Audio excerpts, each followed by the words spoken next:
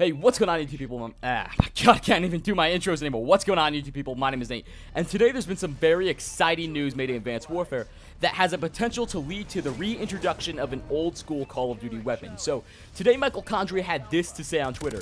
He's asking the community for their favorite throwback weapon and to follow Sledgehammer Games for the community poll soon. So, there's going to be a community poll that asks players for their favorite throwback Call of Duty weapon. So this is basically any Call of Duty before Advanced Warfare. So even World at War might even be a candidate here, even though it'd be pretty difficult to reimagine an M1 Garand. But we'll see. So it's really cool and interesting because it opens up the window for a reinvented version of a classical gun like the ACR. I'd love to see that bad boy in Advanced Warfare. However, I'm concerned as to whether it's just going to bear the same name, because keep in mind, the stats will have to be changed around to make the gun not overpowered or underpowered, because these new exo mechanics and the new damage systems and everything kind of makes it a bit harder to reintroduce just a weapon off the brink of nowhere. So it's going to be kind of hard as to making these weapons perform similarly as they did in the older Call of Duties, but it's still very exciting. So it opens a lot of cool new doors and windows for opportunity. But I digress. This also opens the door for monetization, which I don't think is going to be an issue, because here's the problem.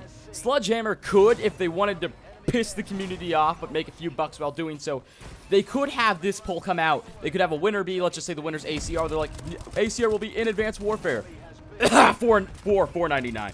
And that's what I'm afraid they're going to do. I'm afraid they are going to make this weapon cost money. I'm afraid they're going to sell these weapons separately as micro DLC. I fear this, but I don't think it's likely, which is good news.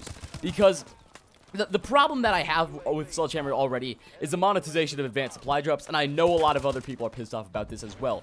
So I don't think they'd be so rude, I guess you could say, almost, so obsessively oblivious to their fan base that they would monetize this separately. What I do think is likely to happen, however, is them introduce this as the DLC weapon in one of Advanced Warfare's DLCs. Now, this obviously wouldn't be in Ascendance, but possibly the DLC after Ascendance might have the winner of this poll reimagined as a weapon in that for the DLC, which would be, I'm not sure how I'd feel about that, because only season pass, well, not season pass holders, only owners of that DLC would get to exercise use of these weapons and have them in their inventory and get elite variants and all that cool stuff, whereas everyone else would have to pick them up off the floor. And I don't think you should deny any Call of Duty player the right to play with an ACR, because it is absolutely amazing.